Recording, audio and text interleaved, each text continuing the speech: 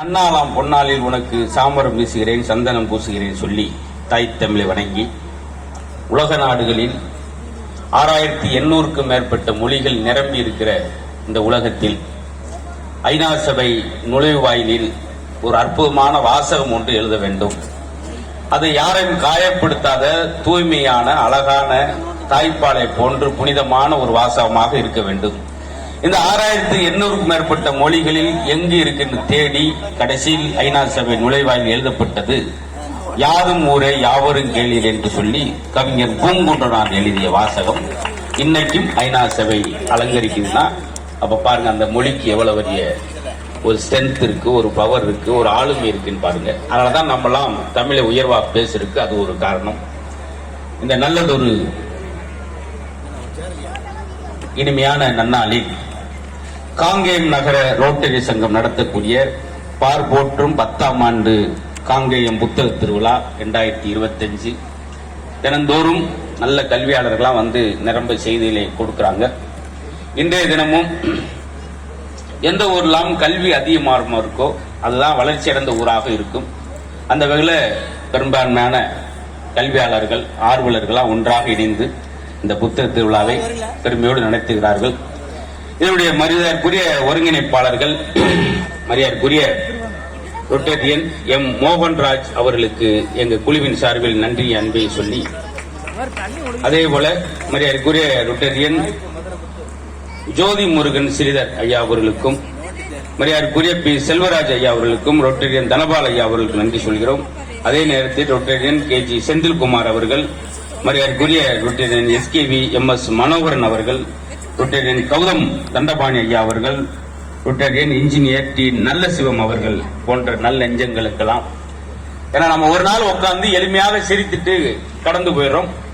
அதை நடந்தேறுவதற்கு பல்வேறு வகையில் சிரமங்கள் தூக்கங்களை தொலைத்து இந்த ஆர்வலர்கள்லாம் இந்த நிகழ்ச்சியை நடத்துறாங்க. எத்தனையோ கேளிக்கை நிகழ்ச்சிக்கு மத்தியில் இது ரொம்ப பயனுள்ளது. இங்க வந்திருக்கிற மாணவ மாணவிகளும் ஒரு 10-20 பேருக்காவது நல்ல விஷயங்கள் போய் சேர்ந்தா அது இந்த புத்தக திருவிழாவின் மிகப்பெரிய வெற்றியாக நாங்கள் கருதுகிறோம். காற்றுக்கு வாசிக்க தெரியாது இருந்தாலும் புத்தகத்தை திருப்புகிறது. அப்ப ஆறறிவு ஜீவன் நிரம்ப ஒரு புத்தகம் தான் ஒரு மனுஷனை மாற்ற வேண்டிய அவசியம் இல்லை. புத்தகத்தில் ஒரு பக்கம், இன்னும் சொல்ல போனா ஒரு வரி, இன்னும் சுருக்கி சொன்னா ஒரு வார்த்தை கூட ஒரு மனிதரை மாற்றிருக்கு. அன்னை தெரசா அவர்கள் ரயில் பயணத்தில் அவங்க செல்லும் போது படித்த ஒரு வாசகம் தான் சாதாரண தெரசாவை அன்னை தெரசாவை மாற்றியது. என்ன அப்படின்னா, இந்த பூமியில் நீ பிறந்ததற்கான சேவை கூலி நீ பிறருக்கு செய்யும் சேவை என்ற ஒரு வார்த்தை அன்னை தெரசாவை உருவாக்கியது. மகாத்மா காந்தி அவர்கள் தான் இப்படி ஒவ்வொரு ஆளும் வாழ்க்கை சாதாரண காஞ்சிபுரத்தில் அண்ணாதுரையாக இருந்தவர். கன்னிமாரா நூலகத்தில் ஒவ்வொரு புத்தகங்களையும் ஆர்வத்தோடு திருப்பியதால் தான் அண்ணாதுரை இருந்தவர் பேரறிஞர் அண்ணாவாக மாறியது. அவர் கன்னிமாரா நூலகத்தில் புத்தகங்களை திருப்பியதார். இப்படி ஒவ்வொரு மனிதருக்கும் நானே ஒரு 1800 எபிசோடுகள் தொடர்ச்சியா பேசியிருக்கிறேன். அதுக்கு காரணம் நான் இந்த சின்ன ஆசை, ஏதாவது ஒரு புத்தகத்தை எடுத்து படிக்கணும். கிராமங்களில் சொல்லுவாங்கல்ல, நீ கடலைப்பருப்பு வாங்கி அந்த எழுத்தை கடலைப்பருப்பை குறிப்பதற்கு முன்பாக அந்த எழுத்தை அதில் உள்ள எழுத்தை குறிப்பவன் தான் இந்த சமுதாயத்தில் ஜெயிச்சிருக்கான் அப்படின்னு சொல்லுவாங்க. அது மாதிரி இது ரொம்ப அறிவுள்ள, அதே நேரத்தில் மகிழ்ந்து போவதற்கு ஒரு அழகான மேடை. வந்திருக்கிற அனைத்து சிறப்பு விருந்தினர்கள், ஆர்வலர்கள், வெள்ளக்கோயிலிருந்து வந்திருக்கிற புத்தகத்தில் நடத்துகிற பண்பாளர்கள், எல்லாத்திற்கும் மேலாக நீங்க தான் முக்கியம். நீங்க எவ்வளவு அமைதியாக இருந்து இந்த நிகழ்ச்சியை ரசிச்சு உள்வாங்கி கைதட்டி மகிழ்கிறீர்களோ அந்த அளவுக்கு பேச்சாளர்கள் கவிஞர்கள் சிறப்பாக பேச போறாங்க. அவங்களாம் சாதாரண பேச்சாளர் கிடையாது. தமிழகத்தினுடைய ஒரு 20 பேச்சாளர்கள் பட்டியலிட்டால் அந்த 20 பேச்சாளருக்குள்ளே இவர்கள் பெயரும் இருக்கும். அந்த அளவுக்கு இதெல்லாம் நீங்க வேலை வாங்கணும். நீங்க மகிழ்ந்து கையொலி எழுப்ப அவங்கெல்லாம் நல்ல தகவலை உங்களுக்கு செய்வார்கள். நின்று கொண்டிருப்பவர்கள் இந்த பகுதியில் அங்கங்க நிரப்பிக் கொள்ளுங்கள். ஏன்னா அதை பத்தா பேச்சாளருக்கு ஒரு உந்துதல் கிடைக்கும் என்பதை நாங்க தொடக்கத்தில் சொல்லி, அதே நேரத்தில் ரொம்ப நேரம் நாங்க பேச மாட்டோம். எவ்வளவு நேரம் பேசுறோம் முக்கியம் இல்ல, என்ன பேசுறோம். கடல் அளவு தண்ணியே கை கிளாஸ்ல சுருக்கி கொண்டு வர மாதிரி அவங்க சேர்ப்புறாங்க வார்த்தைகளை. பாலைவனத்தில் ஒருத்தனுக்கு ஒரு கிளாஸ் தண்ணி கிடைத்தா அதை எவ்வளவு சிக்கனமா பயன்படுத்துவானோ அதே போல பேச்சாளர்கள் அப்படி வேகமாக பேசினால் அர்த்தத்தை இழப்பாய், ஆணவமாக பேசினால் அன்பை இழப்பாய். ஒண்ணு இருக்கு, இப்படியே நீ பேசினால் ஆடியன்ஸ் இழப்பாய் அப்படின்னு நீங்க சொல்லிடக்கூடாது. அதனால நான் ஒரு டயத்துக்குள்ள அதை நான் சொல்லிக்கிட்டே இருந்தேன். இப்படி இழப்பாய்னா மொத்தமா எழுந்திரு போயிடக்கூடாது. உங்கள்கிட்ட ஒரு வேண்டுகோள் நான் கேட்கிறேன்னா, நல்ல அழகா ரசிக்கிறீங்க, கேட்கறீங்க, நின்று கொண்டே பாக்குறீங்க. போகணும் அப்படின்ற எண்ணம் வந்தால் அதை 3 அடி குழி தோண்டு புதைத்து விடுங்கள். அப்படியே போனா கூட ஒரு ஆளா போங்க, எங்களுக்கு ஒரு ஆறுதலா இருக்கும். வரும்போது சில ஊர்ல வீடு வீடா வருவாங்க, போகும்போது வார்டு வார்டா எந்திரிப்பாங்க. 7வது வார்டு எந்திரிங்கடி, 85 பேர் போனா நாங்க என்ன செய்ய முடியும்? இந்த விழா மித்த விழாக்கள் மாதிரி இல்லாம நல்ல தகவலை சொல்ல போறாங்க. பேராசிரியர்களா வந்திருக்காங்க, ஆசிரியர் பெருமக்கள் வந்திருக்காங்க. பல்வேறு துறை சார்ந்த பேச்சாளர்கள் மேடைக்கு வரும்போதுதான் நிறைய புதிய தகவல் கிடைக்கும். தலைப்புமே ரொம்ப அழகான தலைப்பு. வழக்கம் போல ஆண்களா பெண்களா நாத்தனாரா கொத்தனாரா சித்தாளான்னு இல்லாம இன்னைக்கு ரொம்ப எளிமையான தலைப்பு உங்களுக்காக. இன்றைய தமிழர்களின் கலாச்சாரமும் பண்பாடும் மதிக்கப்படுகிறதா மறக்கப்படுகிறதா? நேத்து ஒரு இது போட்டிருந்தேன், நிறைய பேர் அதை 1.5 மில்லியன் பார்த்திருக்காங்க. நேத்து போட்ட ஒரு வீடியோ இன்ஸ்டாவில் போட்டிருந்தேன். அப்பதான் ஆச்சரியப்பட்டு இவ்வளவு விஷயம் தெரியாமலே இருக்காங்க. இது எதை மறந்திருக்கும் தமிழர். நல்ல மாட்டுக்கு ஒரு சூடு நான் போட்டிருந்த சொல்றேன். அதுவே நல்ல மாடு, அதுக்கு எதுக்கு ஒரு சூடு? அப்ப சாதாரண மாடுக்கு எத்தனை சூடு போடுவேன்? உண்மையான விளக்கம் என்ன? நல்ல மாட்டுக்கு ஒரு சூடு கிடையாது, நல்ல மாட்டுக்கு ஒரு சுவடு. அந்த மாட்டோடைய தடம் எவ்வளவு அளவுக்கு ஆழமா பதிஞ்சிருக்கோ அந்த மாட்டோட ஸ்ட்ரென்த் வலிமை அதிகம் என்பது அந்த மாடை விலை கொடுத்து வாங்குவாங்க. அப்ப நல்ல மாட்டுக்கு ஒரு சுவடு போட்டோம். சார் இவ்வளவு நாள் தெரியாம போச்சு சார், நன்றி சார். அப்ப மறந்துருக்கான் பாத்தீங்களா? கல்ல கண்டா நாயக்கானா, நாய கண்டா கள்ளக்கானா. ஒரு நாயை பார்த்தோன்னு வேண்டும் ஒரு கல் எடுத்து 10 நேரம் வீச்சுன்னு கத்துக்கணும். அது எதுக்கு அந்த பழமொழி சொல்லுது? கல்ல கண்டா நாயக்கானாம் இல்ல சார், கல்லை கண்டால் கருவறையில் அங்கு நாயகனை காணாம், கடவுளை காணாம். நீங்க அதை நாயகனா பார்க்கலாம், அங்க கல்லு தெரியும். அதை கல்லா பார்க்கலாம், நாயகனை தெரியும். அதான் கல்ல கண்டா நாயகனை காணாம். நாயகனா சாமியா அதை பார்த்தீங்கன்னா அங்க கல்லு தெரியாது. எப்படிலாம் இந்த மாதிரி நிரம்ப நம்ம முன்னோர்கள் சொன்ன பூரா ஏதோ பொழுதுபோக்காக சொன்னது. அவங்க சொன்னாலும் அத்தனையும் அனுபவ மொழிகள். எவன் ஒருவன் புண்பட்டவனோ அவன் தான் பண்பட்டவன். அவ்வளவு புண்பட்டு சொன்ன வார்த்தைகள் தான் நம்மளுக்கு இன்னைக்கு பொக்கிஷமாக கிடைச்சிருச்சு. அதுதான் புத்தக வடிவில். பழைய வரலாறுலாம் படிக்கும் போது அந்த தலைவருடைய பேசுவதற்கு சமம், இறந்தவருடைய பேசுவதற்கு சமம் அவங்க புத்தகத்தோட. நல்ல புத்தகத்தை நீங்க தேர்ந்தெடுப்பது நல்ல நண்பனை தேர்ந்தெடுப்பது போல ஒன்னு அழகா பாத்துக்கிறா சார். 6 அறிவு கொண்ட ஜீவனோட நீங்க பழகிற விட புத்தகத்தோட பழகுங்கள் உங்களுக்கு பெரிய வளர்ச்சியை கொடுக்கும். அதனால சொல்லுவாங்க. நான் ரொம்ப அதை பத்தி பேச போறோம். இன்றைய கலாச்சாரம் பண்பாடு மதிக்கப்படுகிறதா மறக்கப்படுகிறதா என்ற விவாதம். அதுக்கு வாதிட வந்திருக்கவங்களாம் சிறப்பு மிக்க பேச்சாளர்கள். அவர்களே ஒரு சிறிய அறிமுகம் செய்ய வேண்டும். இன்றைய கலாச்சாரமும் பண்பாடும் தமிழகத்தில் மறக்கப்படுகிறது என்று பேசுறதுக்கு நம்ம பகுதிக்கு பெருமை சேர்க்கிறவர். இந்த கொங்கு மண்டலத்து மொழி அழகே 38 மாவட்டங்களிலே ரொம்ப மரியாதையா பேசு. ஏனுங்க வாங்க தாயி லட்சுமி சாமி. எங்க மதுரையில் 80 வயசுக்காரர் தூக்கி போட்டு சங்கில் மீச்சுன்னு வச்சுக்க, உன் ஈரக்குள்ள அந்த தொங்கின்னு ஒப்புடுவான். 80 வயசுக்காரர். ஆனா இங்கிலீஷ்ல பேசுனா விட கொங்கு பாஷை மரியாதையா பேசுவான். அன்னைக்கு ஒரு வீட்டுல பார்த்தேன், சிட்டிங்கோ ஸ்டாண்டிங்கோ அப்படிலாம் ரெண்டு போயிட்டு இங்கிலீஷ்ல கூட கொங்கு நுழைச்சு இந்த மொழியை கேட்டோன்னு ஒரு மரியாதை. பார்த்திருக்கீங்களா? அப்படி அது ஒரு பெருமை சார். இன்னைக்கு வேணும் சார். இந்த இத்தனை மாவட்டங்களில் அந்த பேச்சு பாரு, ஒவ்வொரு மாவட்டத்துக்கு ஒரு மொழி. அதுல உச்சக்கட்டத்தில் மரியாதை பேச்சில் மட்டுமல்ல செயலிலும் மரியாதையை கொண்டிருக்கிற கொங்கு மண்டலத்தில் அந்த மொழியும் அந்த ரசனையும் அவங்களுடைய கலாச்சாரத்தையும் வெளிமாநிலங்கள் வெளிநாடுகள் வரை கொண்டு சென்று பரப்பக்கூடிய தினந்தோறும் ஒரு மேடை. மாசத்தில் 30 நாளா 45 மேடை பேசுவார்.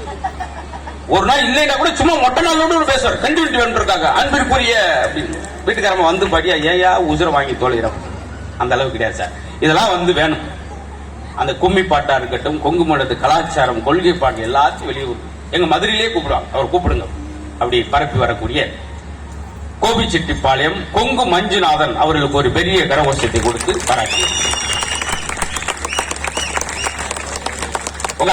கொடுத்த டைம் 7 நிமிஷம். இது 8 நிமிஷத்துக்கு கும்பிட்டு இருந்தா எங்க நிலைமை என்ன ஆகும்? இப்படிதான் சார் சிலர். அன்னைக்கு ஒரு ஆள் கும்பிட்டே போயிட்டு இருக்காங்களா, வாடகை இழுத்து பின்னாடியே ஓடுறோம். நடமாடும் பட்டிமன்ற மாதிரி ஆயிடுச்சு. அதே நேரத்தில் மரியாதைக்குரிய நம்ம ரொட்டரியில் இருக்கக்கூடிய ஒரு கல்வியாளர், பண்பாளர், எங்க பட்டிமன்றத்தில் இன்னைக்கு உங்களுக்கெல்லாம் சுவையோட பேசணும், என்ன பேச போறான்னு ஆர்வத்தோட காத்திருக்கீங்க. அன்புக்குரிய சண்முக சுந்தரம் ஐயா அவர்களுக்கும் ஒரு பெரிய பாராட்டு. அதே நேரத்தில் எப்படி மஞ்சுநாதனோ அது மாதிரி அவங்க ஒரு அழகான ஒரு பேராசிரியை, நிறைய மாணவர்களை வெளிக்கொண்டவங்க, நிறைய படைப்பாளர்கள், கல்வியாளர்களை அவங்ககிட்ட படிச்சவங்க இன்னைக்கு வரும்போது உலகத்திலே லஞ்சம் இல்லாத, ஊழல் இல்லாத, இளைஞரை போன்று தூய்மையான ஒரு தொழில் ஒன்று இருக்குன்னா அது ஆசிரியர் தொழில் மட்டும்தான் சார். அந்த பணியை கண்ணியமாக செய்து நிறைய மாணவர்களை, கல்வியாளரை உருவாக்கி இருக்கவங்க.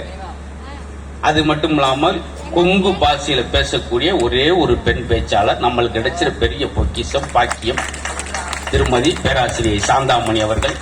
நகைச்சுவையும், பெண்களுக்கு நகைச்சுவை உணர்வு குறைவுண்டுவாங்க, ஆனா இவங்க பேசும்போது அது பொய்யாயும் அந்த அளவுக்கு அழகாக ஒரு விஷயங்களை எடுத்து சொல்வதில் மாணவர்கள்லாம் கொடுத்து வைத்தவர். எங்களுக்கெல்லாம் அப்படி கிடைக்குமா? எங்களுக்கெல்லாம் ஒரு வாத்தியார் வகுப்புல வந்து சப்பு சப்புன்னு ஒரு அடுத்து காதை திரும்பி ரத்தத்தை ஒழுவிட்டு அன்பா இருந்து பழகு அப்படின்னு போவார்.